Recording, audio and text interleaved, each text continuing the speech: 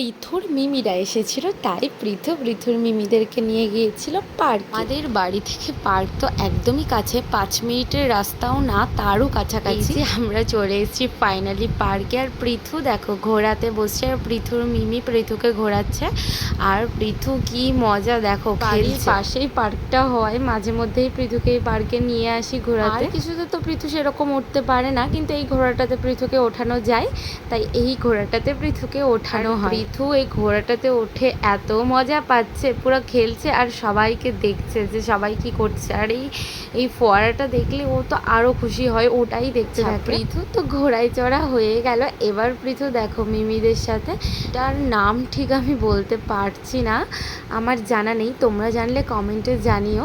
তো দেখো মিমিদের সাথে খেলছে, বেশ মজাই ছিল পার্কে গিয়ে। আর তারপর পৃথু কিন্তু দোলনাতে উঠেছিল। পৃথু পার্কের প্রত্যেকটা জিনিসেই কম বেশি উঠেছিল, কারণ মিমিরা পৃথুকে নিয়ে সবগুলো জিনিসেই উঠেছিল। এই দোলনাতে উঠে পৃথু দাঁড়িয়ে দাঁড়িয়েই দোল খাবে, আর দাঁড়িয়ে দাঁড়িয়েই দোল খাচ্ছিল। তো সব কিছুতে মোটামুটি উঠেছে। এরপর পৃথু চুপ করে মানে কোলে, মিমিদের কোলে থেকে দেখছে, দেখো ওই যে আলোগুলো জ্বলছে না, ওই আলোগুলোর দিকেই তাকিয়ে তাকিয়ে হাসছে। তারপরে আমরা বাড়ি চলে গেলাম। চলো আজকের ব্লগটা এতটুকুই, বাই।